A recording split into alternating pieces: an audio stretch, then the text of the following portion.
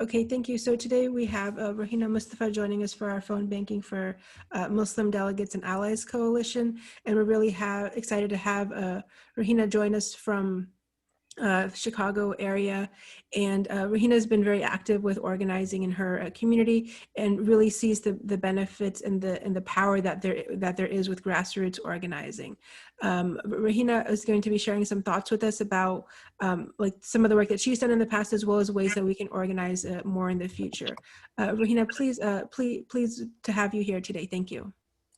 Thank you, Nadia, and thank you, Ali, also for sharing. So I have been doing some grassroots work actually for many, many years, but most recently in 2015, we had some mayoral elections that were going on, and we actually did a lot of phone banking with some of my friends and colleagues, and we actually did make a difference. The only thing is, when we did phone banking then, we were actually doing it off of lists, like actually handwritten lists. So things have actually evolved quite a bit from that time. Every year it seems like something new is coming out. So when I was doing phone banking, when my sister was running for Congress, we were using some dialers, some VPNs and some things, but even from then, now this year, when I've done training with different organizations to just do sort of voter outreach, not specifically for a specific candidate, but just to say, hey, are you registered to vote? Have you requested your mail-in ballot? Do you know where your polling place is? Can we help you with early voting? You know, these kind of questions. So I think even then, when we're targeting voters, we do want to ask them if they have a plan.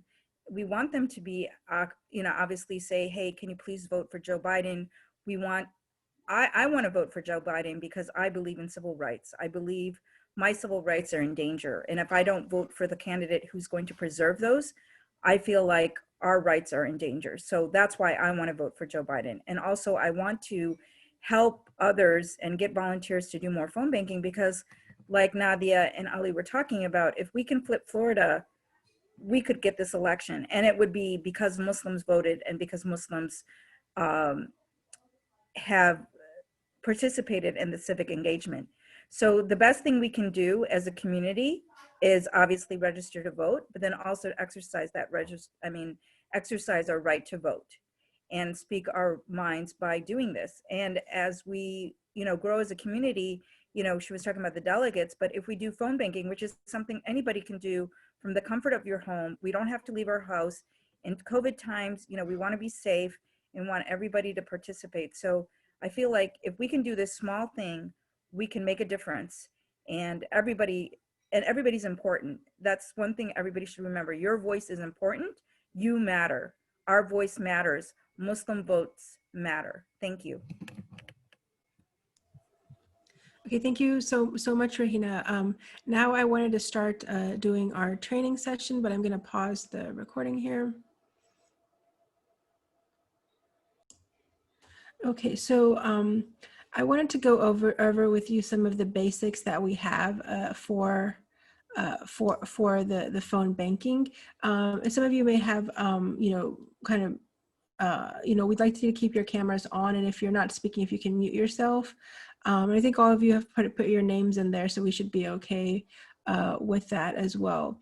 And so one of the things we wanted to do is, if you can follow on Twitter and Facebook, Biden for Florida or hashtag flop poll, as well as join the Facebook group Joe Biden for Florida. We want to show that there's a strong presence from our community in these groups.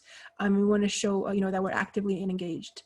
And the next thing I want to do is, for those of you who are on the call, I wanted you to just introduce yourselves real quickly to each other, and to just, you know, tell us, you know, why you're here today, and what kind of motivates you to get involved in this political activism.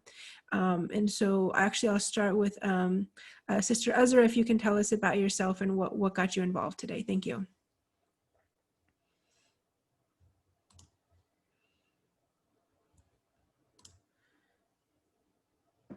I think you're still unmuted. Let me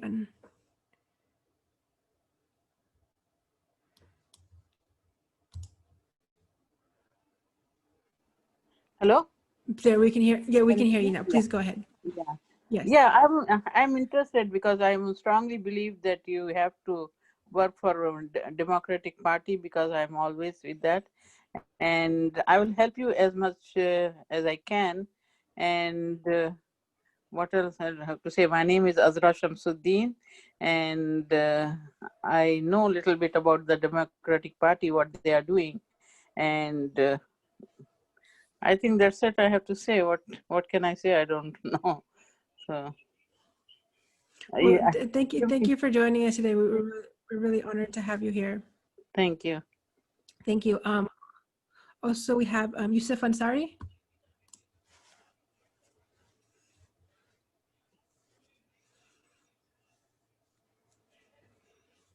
Yusuf Ansari, I think you're unmuted now. Please go ahead.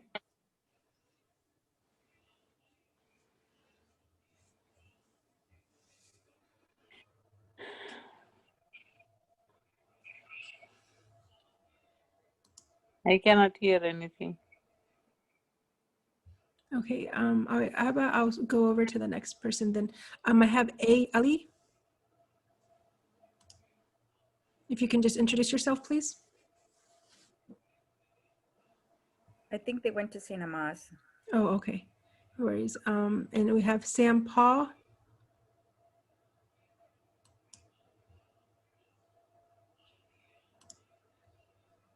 Assalamu alaikum while Welcome, you're Sam. waiting.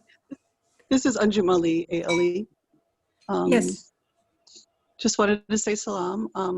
And I'm working at our local masjid on our Get Out to Vote initiative. And Rohina's working with me. Excellent. That's fabulous to hear. Thank you so much. And then next we have Sam Ba.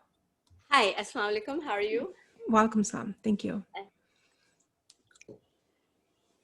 And I also work with Rohina and Anjum. And I'm also with MCC, Chairperson of Women's Committee. Excellent. That's wonderful to hear. And the Green Team. Oh, awesome. Wonderful. What is the green team? I want to know. Okay, so the Green Team, we are so worried about the climate and where it's going, the plastic, the styrofoam. So so Green Team, if you like more information on it, please contact us, Anjum, I, and Rohina. So we have initiated a Green Team. We just finished a summit, with all the faith, the church and the synagogue and the mosque. So all the faith places, we're trying to go green and make changes at our centers and our facilities on many things like plastic bottles and solar system. So also compostable. Recycling. So basically everything. So you can come and listen to our presentation sometimes. Oh, awesome! That's actually so cool because I just wrote a book on environmental justice, so that's like so exciting. Yeah. So it's so exciting for me to hear about that. Yes, and we're actually working on a book for Islamic environmental law right now too. Exactly. So I definitely love to so connect and hear more about that. Yeah, because I actually, the thing is, it's not just a green. I practice holistic living, Uh-huh. and it's also very much of a sunnah way of life. So I have incorporated everything in one as a whole, a package deal that to deal with the environment and the holistic way of living. And I'm also a physician, and then also went to a holistic medical school. So, and I also went to a regular medical school. So we're just trying to to have a well-being, a better life in terms of, religion, in terms of the environment, in terms of food, health, chemicals, the chemicals that we live in, the chemicals that we eat, that we breathe. So it's a big topic, and we are really aggressively touching it for the last 3-4 years. Yeah, I think that's so awesome. I definitely want to talk with you more after this. Inshallah. Inshallah. We also have 044527 on the line. If you can just unmute yourself and introduce yourself, please.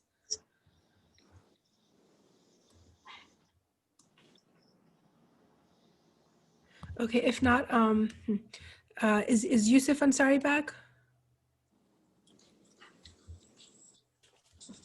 Okay, if not, next then I wanted to introduce our next guest speaker that we have on the line. Abrar, are you on the line right now?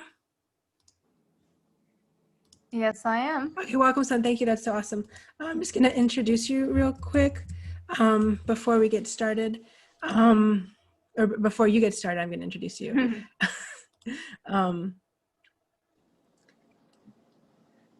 And so Sister Abrar Omeish is, we're really excited to have her today on the call as well. Like Sister Rohina, she's been very active in her community, and she's also, a political leader as well. She serves as an at-large school board member for Fairfax County School Board, and it's really exciting to see her and have her here with us. She had, over 160,000 county votes, and was also the youngest person ever elected to this role. And she was sworn as an at-large school board member. And so she is one of 3 at-large members of the Fairfax County School Board, representing 1.2 million members from all 9 districts.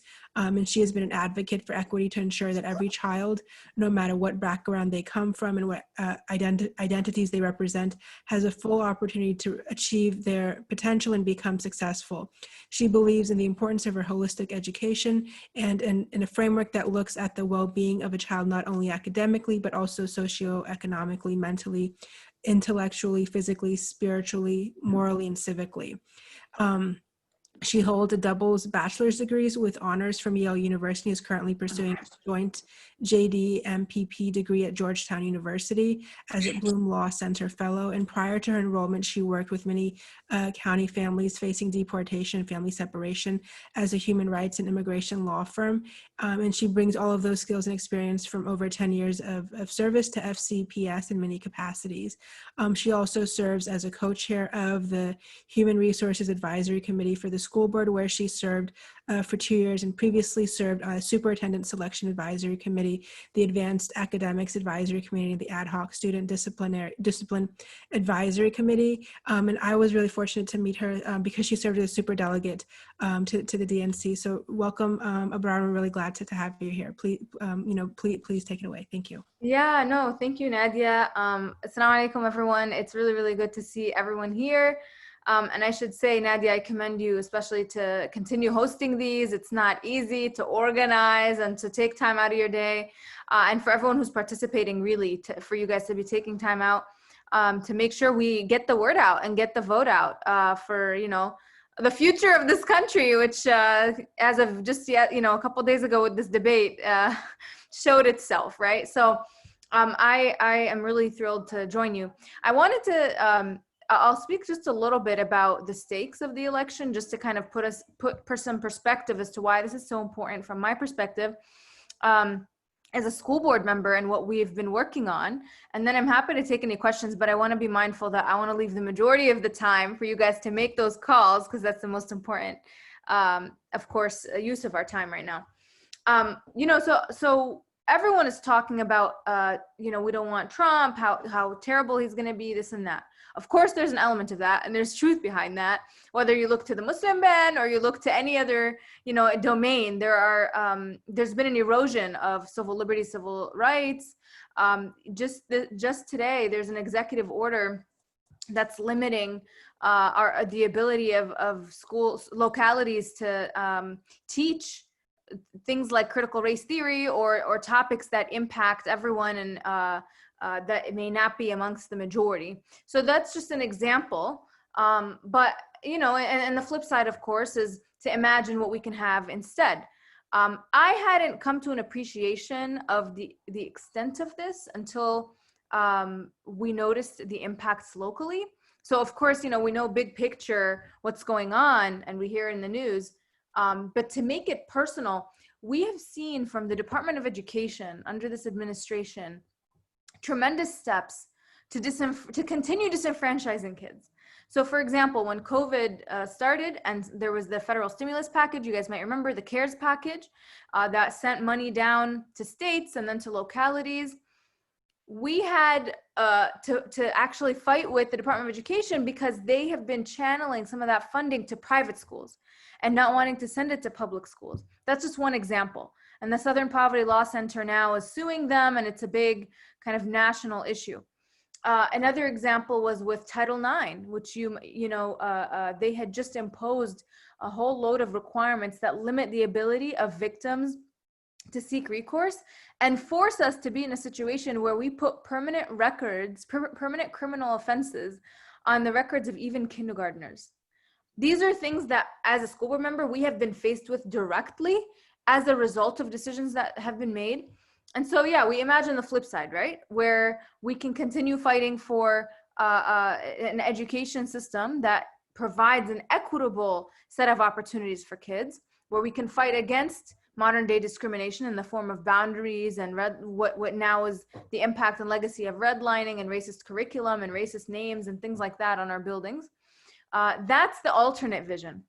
So inshallah, when we talk to our voters, not only telling them what the stakes are and really what could continue to happen and get worse if we don't come out, but also the flip side of what could be, what we can imagine. Something like free community college, right? Which we all know started with Bernie, but Biden has now taken on as a mission and as a part of his platform to expand that access. Because when we talk about the American dream and the idea of everyone being successful here, that's not achievable if we're not able to offer basic equity in education, right? Because that's the foundation of how people get ahead in society. So anyway, long story short, the importance of it can't be overstated. I think we all recognize that, and that's why we're here. And inshallah, as we call folks, I tend to be a very aggressive phone banker. So I would recommend, you don't get them off the phone until you get what you need. So one of the things that I would do, for example, is actually, Nadia, are we calling Muslims today or is just everyone? We are calling Muslims. We're focusing our calls on Muslims, and actually even better. No excuse. So when I see their name on the list, I would depending on your comfort level, to say, for example, hey, is this Ahmed? Or Assalamu alaikum, is this Fatima? And that way it's a more casual break as opposed to, hello, can I please speak with X, right? And that just shows, your passion, your aggressiveness really to get there, to get them to answer the questions you need to ask them and remind them. And I'm sure, Nadia, you'll train folks. But another key thing that I took away from our phone banking days is the importance of making a plan, that when you're able to have a conversation, a back and forth with the person, and they're able to visualize and think about what they're actually going to do to make sure they vote and get their friends to vote and everyone else to vote.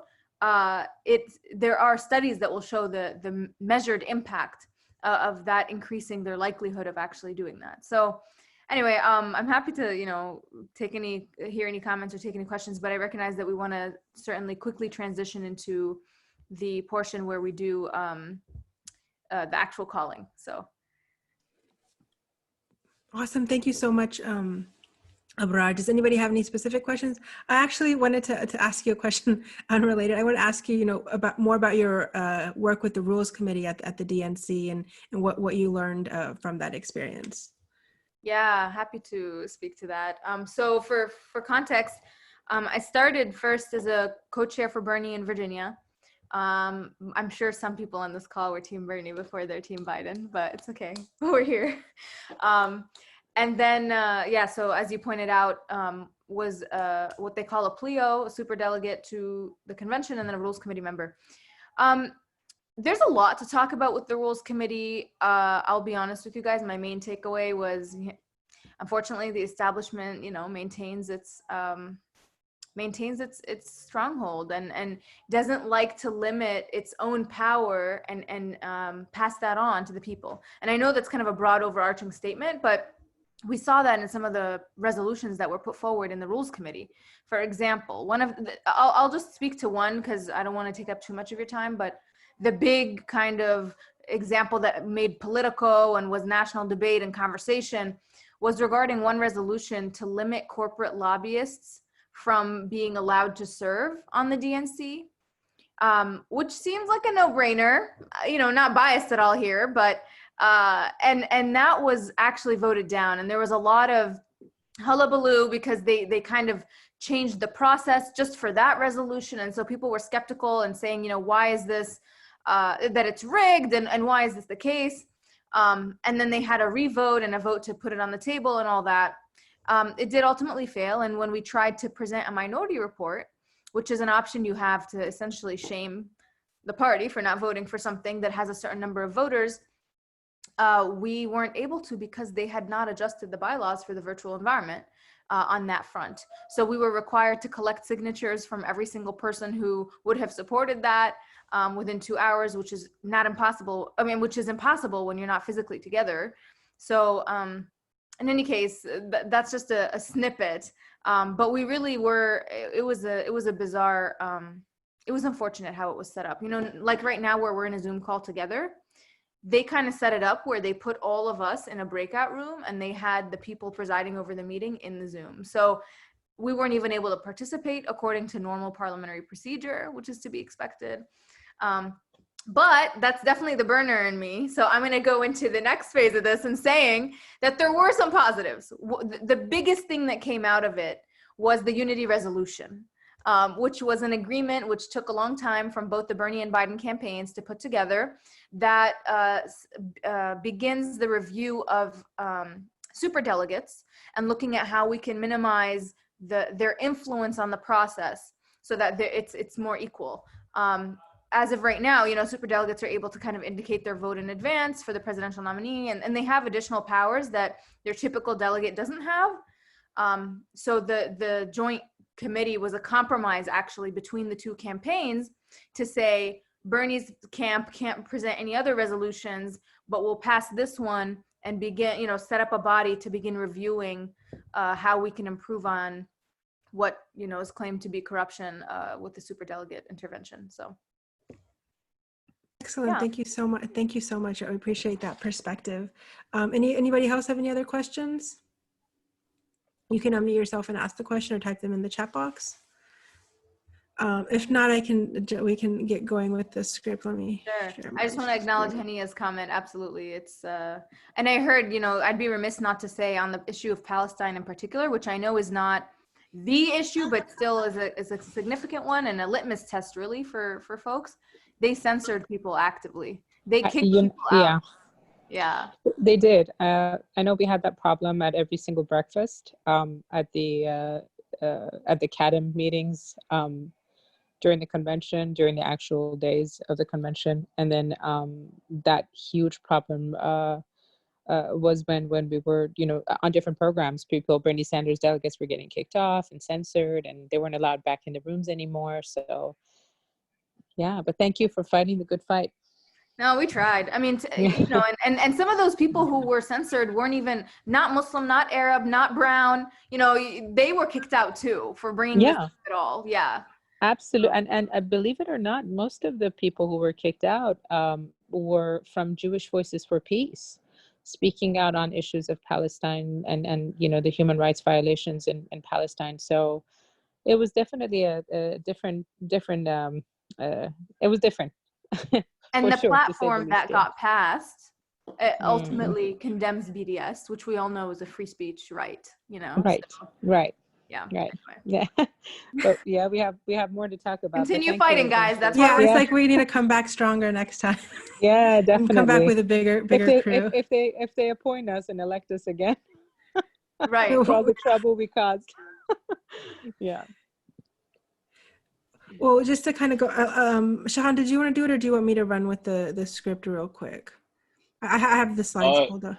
Yeah, I'm on 2 calls right now, so if you okay, can so run through the yeah, script, I can do that. Okay, but great. Yeah, Nadia, real quick, I do just want to thank everyone for hopping on, and Sister Abrar, thank you so much for sharing your experiences. I really do appreciate seeing everyone here. Ali? Yeah, just a quick note while we're going through this, if there are folks that have done the training and would like to get on the calls, they can do that, right? Yeah, so we have the VPB. Shahan, do you want to drop the VPB into the chat? Yeah, give me 1 second. So Ali can get ahead of the I'll get started. Yeah. So I'll be on the call, but I'll start making my phone calls, and then we can reconvene here. Once we do reconvene, I think we can talk about our upcoming events as well. And I do want to plug my debate event at the end when we come back. Yeah. Okay, perfect. So for those of you who haven't done the script before, This is a little bit of the early script in terms of we're just telling them to join the call. I'm not going to run through the script too much, and actually I condense the script a little bit when I do it in person. I kind of get more to the point, you know. And so we first thing we want to do is we want to figure out if they're supporting Joe Biden. Then the next thing that we want to do is we want to see if they have already signed up to vote. And so we go through the process and we let them know that they can get their mail-in, how to get their mail-in vote by mail ballots. We also let them know about the process that is available to them. And if they're somewhat undecided, we kind of go through also letting them know about ways to kind of go about that. And we also let them know about early voting options as well. And then the next thing that we do is we kind of make like a triple ask. We ask them if they can get us a few more votes. So if they can reach out to about 3 more people to get votes, you know, whether it's family or friends. And so there's a little bit of a script for that. Then we also reach out to other volunteers as well and ask them if they'd be willing to be a volunteer for us. So this is a way, not only do we get them to vote, but also recruit them as volunteers. And so what we've been doing, because our list is all basically Muslims, like I just collect their information, I write it down, there's a space on the bottom to add in their email. But at the same time, I also give that information over to Shahan directly in the chat, so he can also make sure to follow up directly with them as well. And so just to kind of the things, if you haven't done this before, is to note like what you do if the person you weren't able to reach somebody, how you respond to them. So most of the people, like I'd say, about 70% of the people you will call will not be home. I may spend like an hour or 2 making calls and I may only reach like 5 or 6 people, like live people. And so I want to, so just be mindful of that. Like you don't have to be, you know, just kind of note if they're not home, which they won't pick up in most cases. And so we have the VPB link as well that we'll be sharing with you. I think, has it been dropped in the chat? Yeah, it's in the chat right now. Okay, perfect. And so if you haven't created a VPB link, if you can create one now, just log in and you'll be asked for a username and password that you'll be used to create it. If you already have an action ID, you'll be, you know, you just log in with it. If you haven't, you'll be directed to create an action ID. And these are the steps that you would have to take to do that. So if you can just click on the link that Shahan has provided for you in the event. I mean, in the chat box. And then once you've done that, you can start making calls as well. And so let you all do that.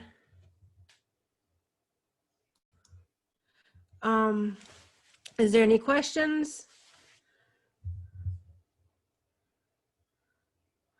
So otherwise, I think we get started with making calls.